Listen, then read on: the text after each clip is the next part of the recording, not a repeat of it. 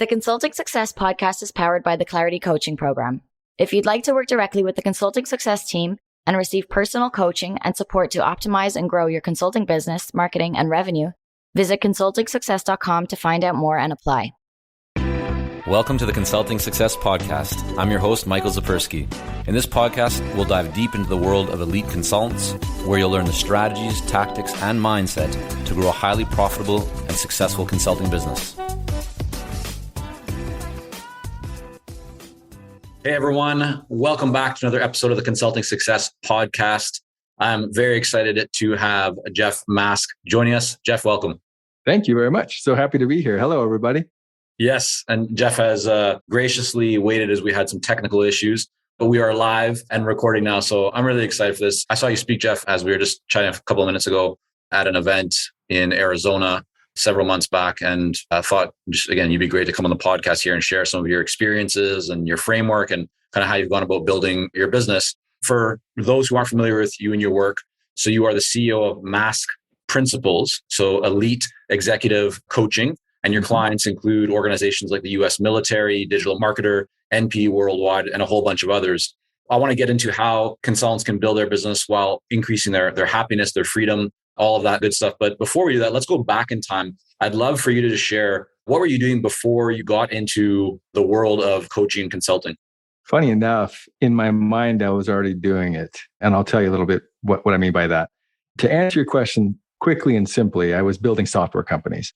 But 15 years previous, I was introduced to the world of coaching, in particular coaching CEOs, as the CEO that I was working with had hired a private coach.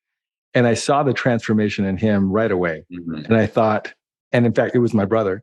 He came back from the CEO was my brother, not the coach, just to be clear.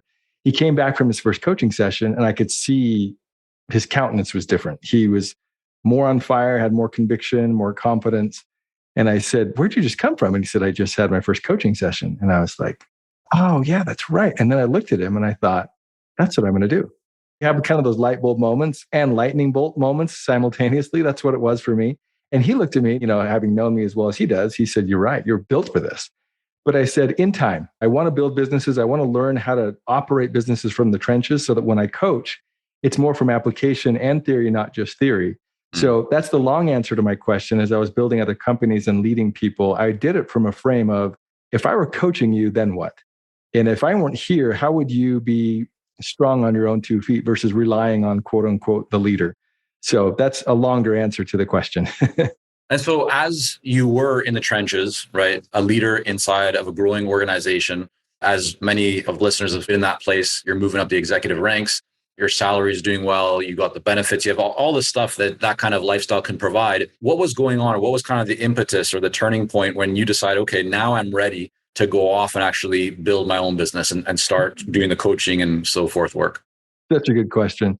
I don't think you're ever ready. If people are listening saying, I'll do it when I'm ready, fast forward a year, 5 years, 10 years, and still tell yourself you're not ready. So what happened with me was relocating from location in Arizona up to Utah, another software company. And in order to do so, there was a particular place where I was going to reside that I thought, how do I make sure that works financially? I don't know if this, I was kind of doing all the puzzle pieces. And I thought, what if when I start this new tech company, I'll coach on the side in the morning before I go into the office and just kind of get started that way. Made sure I cleared that with the CEO of the new company. He was all for it. He's an entrepreneur himself. And so I started doing that for about a year and a half. So I coached simultaneously while building a separate software company. And I worked 5-10 hours a week, if that, all on off hours that weren't part of my normal work routine until, drumroll, I got fired. So I had a plan, a safe, natural plan with about 18 to 24 months of building this other software company that I would then jump on my own 2 feet and run. There were other plans. And what happened, we grew that company so fast that we actually didn't grow the infrastructure and the cost structure as effective as we could. And our systems were reporting our revenues were great. And they were. The problem was our cash wasn't resembling the same trajectory. We had systems issues, we had funds credits going on and all kinds of holes. And we had more expenses than we realized that weren't compensated with the income that we thought we had. So I got let go. So I kind of created my own problem, which was perfect because it gave me just the shove that I needed to say, all right, here we go. So I had a few clients at the time and I thought, I love what I'm doing anyway. My plan was to jump in anyway. So it was a forcing function to just say all in no matter what. So that was my unique story. But the short answer is I wasn't ready. And I don't think you ever really are until you just go for it. Yeah, so true. I want to dig deeper into your business and how you created it and what you're doing today. But before we do that, on your website, you state that you are a cancer survivor. And I have a few questions around that. But the first is, why put that on your website? Why be vulnerable? Why so many people have challenges going on in their life, whether it's health or relationships or just something else, but they don't share it because they think it may not be a good thing to do professionally, quote unquote, air quotes. Why do you share that? Because I try to debunk old school leadership and old school facade of business ownership. I think too often we like to put on the pretty face. We like to put on a show and make everything look great, that I've got it all figured out, and therefore you should trust me. I believe in the last 20 years, especially in the last 2 years, leadership has evolved dramatically, thankfully. And vulnerability is more courage and strength and less of a weakness. So I just think humanity in leadership, humanity in business is super powerful. I believe humans connect to humans. And too often we have our own insecurities, our own imposter syndrome that's just going crazy, only exacerbated by people projecting perfection and that they've got it all figured out. Nobody has it figured out. And that's just fine. So that's why I just think there's a humanity. Also, it was a rude awakening for me to really live into my purpose. And if I was given a second chance at life, which I was, then what am I doing with that? And so it's part of my story. Where were you in your career? What stage when you had cancer? Yeah, I was at a Fortune 50 company. I was in Southern California. I had 2 kids at the time. I'd been married for about 6 years or so. And just a random checkup. Actually, I went to the doctor to get a flu shot because my young daughter, who is a year old, really bad breathing issues. So we all got flu shots just to protect her. Just in a random checkup, he said, let's just do a skin test. And so lo and behold, found melanoma on my lower left back. I had no idea what melanoma was at the time. I thought, carcinoma, melanoma, they sound the same. And he's like, no. Melanoma is the silent killer of men your age. And so this was 2006 at the time. And I was working, like I said, for a large corporation. I saw myself being there for my life. That was my career. I was really excited about it. I had progressed and been promoted and was doing some fun things in my career and just had this massive brick wall awakening of what are you really doing? What does purpose mean to you and why are you on this planet? So it was a really great moment for me. Sounds bizarre. Now I can say it was great. In the time, It wasn't so great. It was pretty bleak and pretty difficult. But yeah, it woke me up and helped me realize I think there's a bigger purpose that I can serve and I need to find that. When you were going through all that, is there anything, it sounds like you learned a lot from it. You said it kind of helped you to discover your purpose and make sure that things were aligned. For those who are joining us right now, who may be in a similar situation, maybe it's not cancer, but it's something that is a very strong trauma that they weren't expecting or whatever reason they are where they are, but there's something going on in their life right now. What did you take from that experience? Looking back, could you offer to say, hey, going through a really tough time right now, health or otherwise, here are the things that I would recommend. Like, what would you tell a friend that might help to get them out of that place or improve where they are? This is where spirituality for me is important. And it's not for everybody. So I don't want to put this blanket statement on all. But I believe believing in a higher power helps you determine what is the bigger picture, what's your purpose on this earth, and how can you play a part in that? That helped me a lot. Even if you aren't spiritual, there's a great thinking that I've learned over the years, and this thought that I've said over and over and over, and that is the difference between a trial and a blessing in our lives is our application of time. So however much we want time to teach us, if you think about it, right now, when you're in the throes of a trial and it's super hard, super dark, super difficult, you hear that and you want to punch someone in the face. It's like, don't tell me this is a blessing. But if you rewind back to the hardest parts of your life, difficult moments that you would never wish on anyone, you can look at where you've become better, where you've grown, how you have received more empathy, more wisdom, whatever it is, it's now a blessing. And so again, the only difference between the trials that we go through and our blessings is our application of time.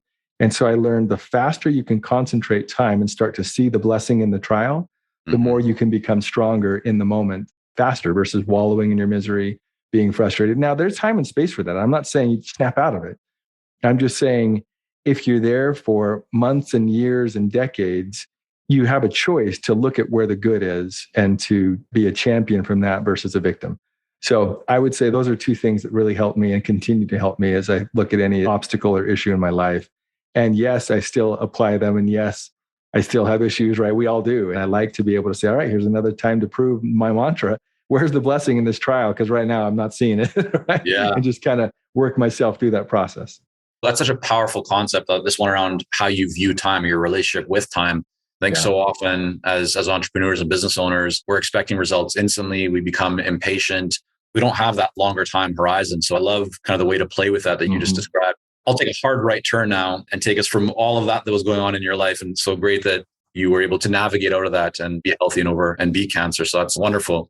When you decided to start running your coaching consulting business, what did you do or where did you go to get those first few clients? It sounds like you had some clients even while you were working your full-time job. Where did those first few clients come from? My network of people I've worked with over the last 20 years. In every interaction with an individual, treat it as if it's a long-term, lifelong relationship versus a transaction.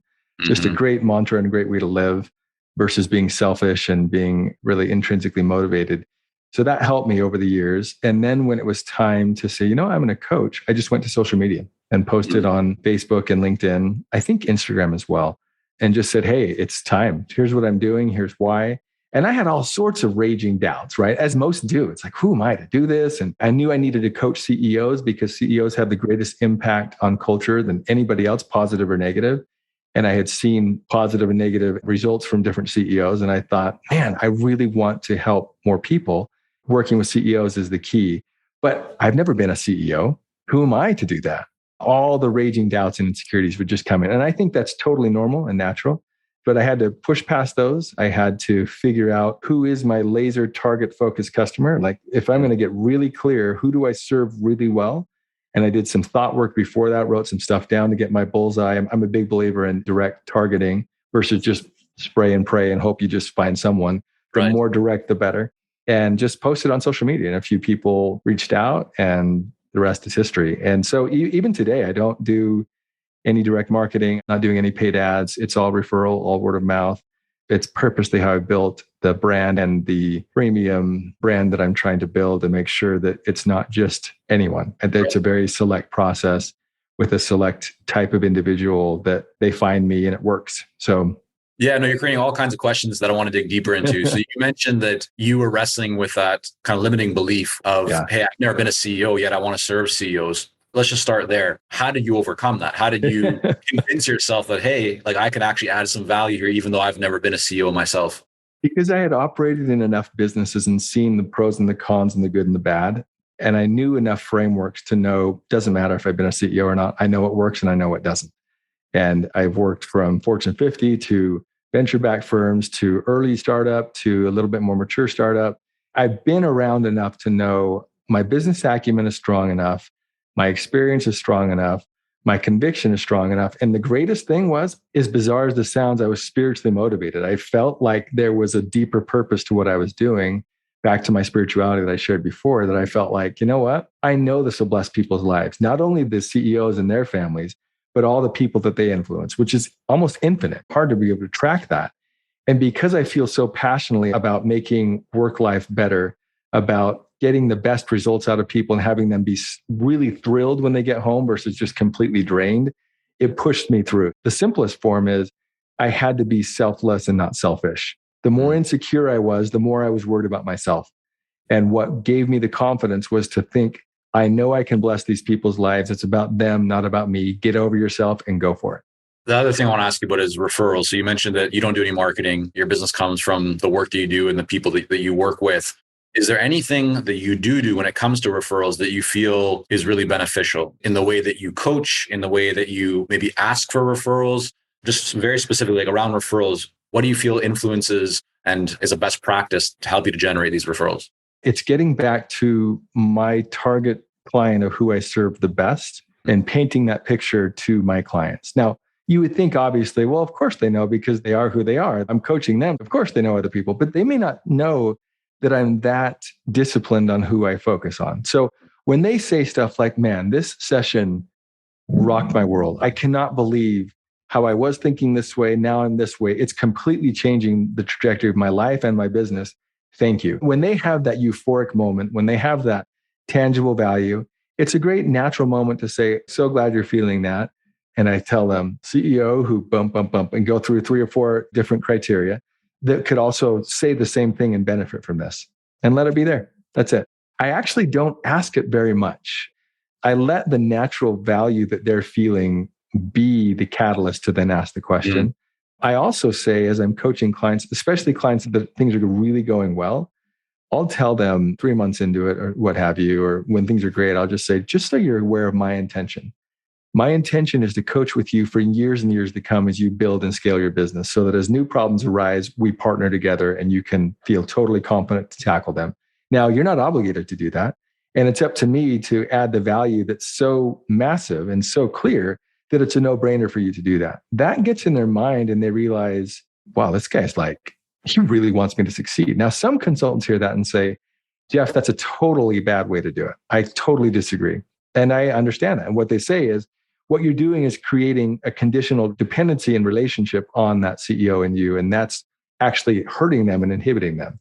To that counter, I counter and say, you're assuming that they're going to be the same person a year from now and their business is going to be the same in that argument. And it's not. Mm-hmm. The business is different. They're going to come across new problems. They're going to come across the new scale of, how do I go from 30 million to 100 million? How do I go from 100 million to 1 billion? I've never done that before. It's different.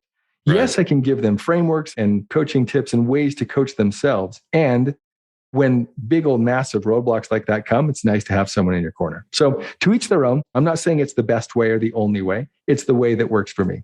And naturally, the byproduct of that is referrals, because they know I'm in it for the long haul with these people. I really want their success to come to fruition, because when they win, I win, and it feels great. Longer answer, but there you go. It's a great perspective. Getting a little bit deeper into your actual business, you mentioned currently you're at capacity, right? Which is something that so many consultants and executive coaches and so forth dream of and are working towards. How has your pricing strategy shifted over the years as you've seen increased demand? That is a genius question, because the pricing strategy and capacity are directly correlated in a very potentially atypical way. What a lot of people feel, I've found, is that at a price point that isn't a major gate, meaning it's more open for many people, so I'm pricing lower, albeit capacity faster. I've actually found the opposite to be true. And so I purposely have priced at a premium, in my definition of premium, that purposely positioned to cater to a select number of people. Again, back to laser targeting and laser focus. So I found that when you price at a premium, you, 1, don't need as many clients. 2, therefore, can be at capacity faster. And 3, can create a little bit of exclusivity of, I'll be ready when I can be ready. But if I'm always available to everyone all the time, then the value and the perceived value is a little bit less. I'll be super transparent and share my pricing. So I started at $2,500 per month at the base level. That's now increased above $3,000 a month at the base level, all the way up to $15,000 a month, depending on what they consume and what we're doing together. And that way I got behind it and said, all right, if I'm going to build this, I want to build it not at the expense of my family. I want to build this so that I can still be a loving husband with time and an awesome father who's there when they're getting ready for school and they need carpool and they just need a father figure. I don't want to be, quote unquote, so busy building my business that now they don't remember who I am. That was a great discipline that I instilled right in the beginning to create that natural constraint to say, all right, if I'm going to be here with my family and I'm going to price, then I need to price at a higher premium so that I can have the luxury of time. That's where it all came together in a really powerful way so that I can be present. And now my 16-year-old daughter says stuff like, it's weird when I come home from school now and you're not here. Whereas I remember before you were never here because you were building these other businesses and you wouldn't go home till 6 or 7 and we wouldn't really see you. Now you're always here. And when you're not, it's kind of weird. So define weird as a 16-year-old. Does that mean you miss me? Is that what you're saying? And she's like, I would never say that, but we kind of played with it. But the point was she felt it. They know that my presence is different. And I just chalked that up as a massive internal win. While we work with a lot of seasoned and experienced consultants here at Consulting Success, I'm often contacted by new early stage consultants. Invariably, the question I'm asked is, what are the steps I should take to become a successful consultant and grow my consulting business to my first 6 figures per year? Well, I'm excited to announce that we've opened the doors for our Momentum program. This is our most popular program for early stage consultants, and it has helped almost 1,000 consultants to start, run, and grow successful consulting businesses. It gives you the step-by-step plan to help you with your messaging, your fees, and pricing strategies, how to win more proposals, how to go to market more effectively, developing a marketing system to generate leads consistently, and so much more. And right now, until September the 19th, you can sign up for Momentum and get 50% off the regular price by going to consultingsuccess.com/audio. That's consultingsuccess.com/audio, AUDIO. Only 100 spots are available to join Momentum and get 50% off. This deal is only available until September the 19th or until all 100 spots are gone. We won't be opening up new spots in this program for several months, so don't wait. Go to consultingsuccess.com/audio. That's consultingsuccess.com/audio, AUDIO.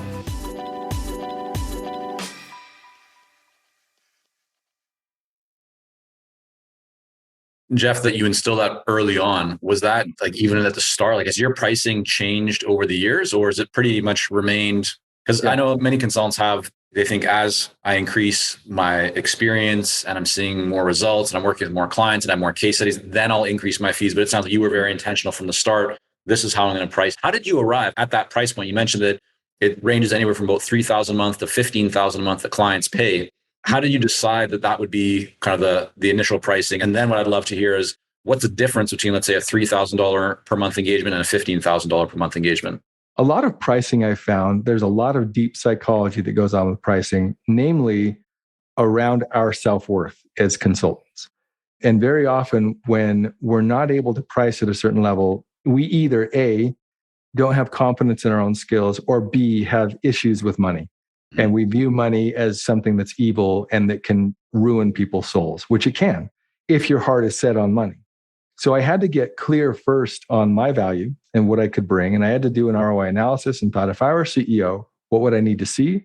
What would be worth it for me in order to invest X? What return would I need to see? So I did my own analyses. And then I also got clear on my own relationship with money. What was the purpose of building a business? Was it to make $1 billion and drive Bugattis and Lamborghinis and look awesome? No, it wasn't. It was to do X, Y, and Z. I knew what my purposes were with that. Therefore, I had a really clear, confident conscience on this is why I'm building wealth, period. And I embraced that. But, being raised youngest of 6 by a school teacher dad who's amazing, wealth and money was not in abundance in our home. And so there's some scarce thinking that I had acquired over the years around money that I had to work on and get more at peace with my relationship with money. Once I did that, we were set. So I did a few analyses in that regard to get to the pricing that I wanted to get to. Now to answer your other question or other part of that, I look at growth and development, and you can do different studies that are out there that show what percentage of your gross income should you be reinvesting back in the business in learning and development. So that's another analysis that you can look at. So I triangulated with a few things. And then I just had to look in the mirror and say, can I boldly, confidently say, here's the investment, and not flinch and not say, but if you do it by Tuesday, I'll discount it. No flinching, no discounting, no disclaimers, nothing. Just confidently say, here it is, and smile. And very often people would say, that's a ton. And how you respond to that is everything. And what I would say, I would smile right back at them and say, that's relative of who you're talking to. I think it's actually a bargain. And they just puts it right back on them. They're like, whoa. And then they say, well, what do you mean? And then we talk about, well, what is the value of you doing X, Y, and Z? What is the value of building your leadership bench so that they're more capable and they will level you up to be able to work on the vision? What price tag do you put on that? And what are you currently investing to do that? So sales and marketing skills come in really handy and are critical. And if anyone's listening going, but I just hate selling, then continue to price it at a low premium and be frustrated that you don't have enough time. You've got to just embrace your relationship with sales and see that it truly is serving when you're blessing them to help them solve a problem and to actually accomplish a goal that they need versus money is bad and sales is icky and it's horrible. It can be, but it's totally how we think about it. You can tell I get a little passionate about this subject. Yeah. And I guess the other part of that was the difference between, let's say, a $3,000 and a $15,000 per month engagement, is that the amount of time that you're working with them, or? Sorry, I got so excited about my tangent that I forgot that second part of the question. Yeah, it's a combination of a few things. It is a time investment, both sides. It's also where I bridge the gap between one-on-one coaching and actual consulting, where I'll do some strategic consulting. I'll also very often at that higher level, I'll be coaching members of their executive team as well. So it's more than just the CEO, whereas the first couple levels are just focused on the CEO. The top two levels are more around the broader picture, either the executive team, sometimes the entire leadership team. Any people leader will do intensive leadership development exercises and curriculum that I've created over the years that really help instill sustainable growth, because I've learned the hard way. If you don't proactively and intentionally build leadership within your business, you will stunt your growth. There'll come a time where you just can't take on the new opportunity, the no problem to solve, because your leadership bench isn't deep enough. And the leaders that are currently there are already at max. You've got to always be building them. And that's the ROI for the higher levels. They see that and they know they don't want to get in their own way. When you kind of look across all the different leaders, CEOs that you've worked with over the years, is there a tendency or a common, whether it's a limiting belief or just an area that people, the majority of the clients you work with are challenged by, or they get stuck at? Like, is there, oh yeah, this happens all the time. Like there might be a top 10, or is there a top one or two things that you feel is typically applicable to leaders? Yes, 100%. The answer came right to me right when you asked the question. To give a little bit of background before I answer the question, the clients that I coach, I purposely don't focus on one industry, nor one business size, because what I coach is universally applicable across the board. Though the threshold is roughly about 5 million in annual revenue. That's about the lowest that I'll coach, because the problems that I help solve start to show up at that level. And so I coach from 5 million to literally highest grossing business that I coach is 70 billion with a B, publicly traded. So private, public, venture-backed, bootstrapped, all the above, from technology to marketing to healthcare to automotive to education to mining. I mean, it's so diverse. The reason why I'm sharing that is because the patterns are still the same. Back to your question. And so the number one thing that I see in CEOs and leaders in general is trying to understand their relationship with fear. And very often what drives human beings, especially high performers, is one or two faces of fear, either fear of failure or fear of not being enough or not being liked. Those are the roots of almost everything that we're working on. And I can hear it all the time in their language. I can see it in their strategies. I can see what they're trying to put together just to make sure that this doesn't fail. Because if I fail, then it defines X, Y, and Z. And now all of a sudden I'm this. And just getting, one, the awareness of our fear, and two, a really healthy relationship with our fear. When we can do that, the sky's the limit. But that is the number one limiting belief. And is there a way for those that are listening right now who maybe they're not at 5 million yet, so they're not going to be an ideal client for you, so they can't reach out and engage, but is there a way to self-analyze this or to become more self-aware? Like, what are some steps, if you feel that they exist, that somebody could do to identify their own fear and then be able to work through it more effectively? Great question. Because when you hear fear, you think, I'm not scared. I've done this. And you kind of sometimes get nothing's going to stop me. And so it's super subconscious. That's the hard part. I really like this question because it really helps you go, well, what do I do? Here's some of the exercises that I like to take clients through.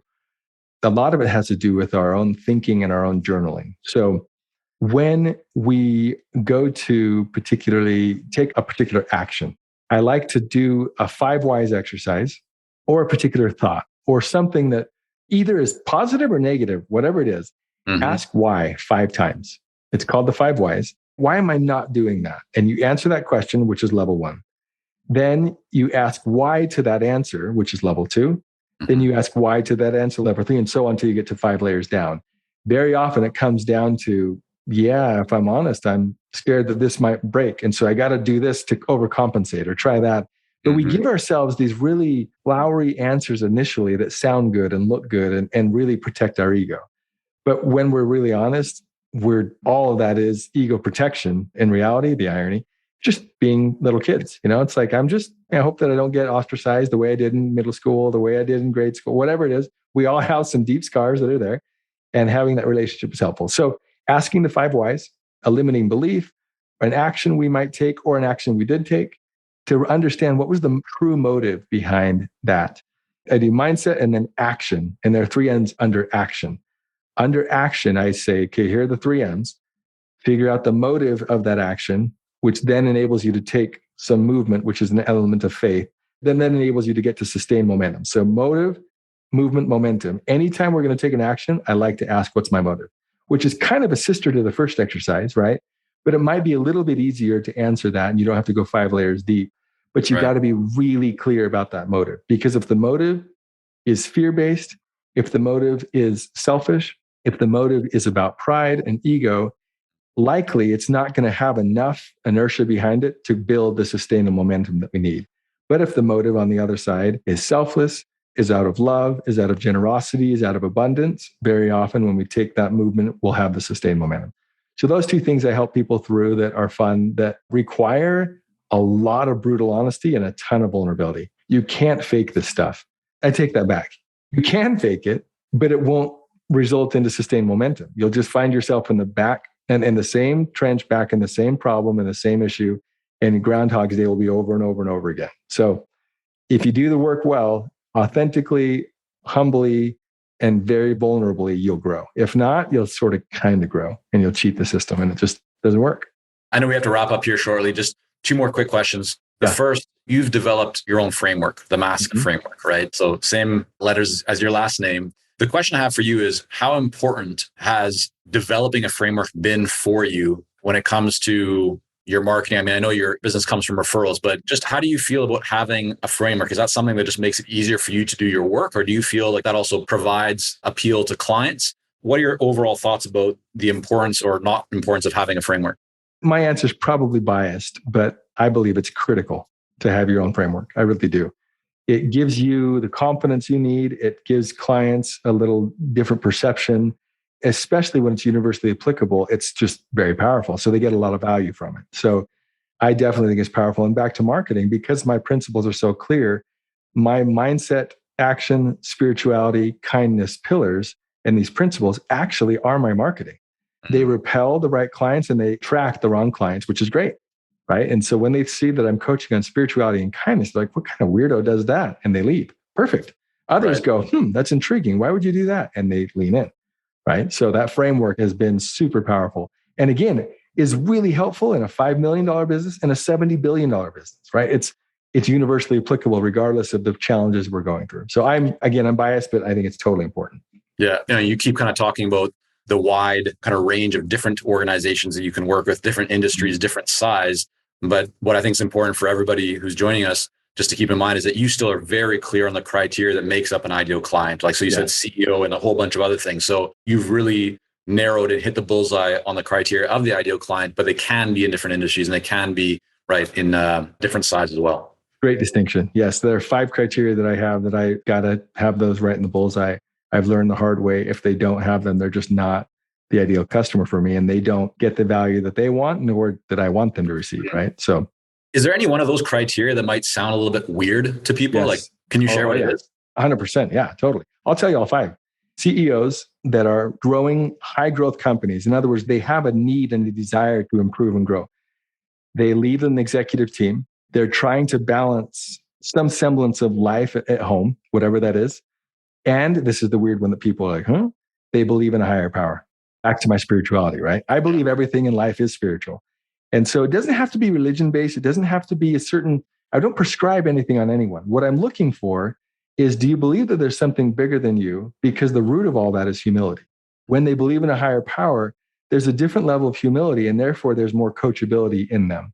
And so those 5, those are the criteria that I look for. And some think I'm weird, and I just smile and say, you're absolutely right. I'm very weird. That's so great and powerful that you are very clear on that criteria, because very often people aren't. Last question before we wrap up. Actually, I'll have one more quick question for you, but second to last. In the last 6 months, what is the best book that you have read or listened to? Could be fiction or nonfiction, something that you really do.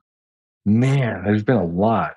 Best that I've reread, probably Fierce Conversations by Susan Scott. I love that one. So good on really dissecting how we converse and how we really lead people powerfully. I'd say that one for now. It's just been a great one that's been helpful for me and many others that I revisited and thought, this is a gem. It's a great one. I have a list of so many others, but it's just one. There you go. You mentioned reread. So do you tend to reread books, or do you tend to also read new books? Both. So I'll reread those that are classics in my mind that are just powerful, because I believe great books can be readily applicable in the scenario that you're living in the moment. You may have read it a decade ago, but your life was different. Your experiences were different. And now you reread in today's setting, and now the lessons and the learnings and the frameworks are differently applied. And so I really like that principle. And also learning new books as well. And not just leadership, but biographies and spiritual books and other things that just kind of keep my brain active and staying sharp. We're going to wrap up here. But before we do, Jeff, I want to make sure that people can learn more about you and your work and everything that you have going on. Where's the best place for people to go and learn more? If you want to learn about my business and about me, go to maskprinciples.com. All the information's there. And by the way, all the pricing and the structures there too. I'm super transparent. I don't hold it back. I just say, here it is. And some people say that's stupid, but to each their own. And then I also run a leadership podcast that I love, just helping new, emerging, and accidental leaders to really grow and have the tools that they need to be powerful leaders. And that is called Ready to Lead, available on Apple, Spotify. That's a fun one. And that's a playground for me. I built that with a business partner because I feel like leaders need leaders. We need each other. It can be lonely. It can be difficult. We second guess ourselves. And so that podcast is there with really tangible tools and tips and real world application to become a better leader. So fun stuff. We will have all that linked up in the show notes. Jeff, thank you so much for coming on, sharing some of your story and journey here with us, and lots of wisdom and golden nuggets. And I appreciate you for hanging tight as we sorted through some of those technical issues at the beginning there, but really enjoyed the conversation. No problem. Given my software background, I was totally patient with it. I get it. But Michael, thank you for what you're doing and the leadership you're providing for people that are listening. I love it. It's not easy. So thank you for doing what you're doing. It's fabulous. Thank you. Thank you for joining us on this episode of the Consulting Success Podcast. For more episodes and to subscribe, rate, and leave a review, head on over to iTunes. And if you'd like to develop consistent lead flow and a highly profitable consulting business, learn more about our coaching programs at consultingsuccess.com.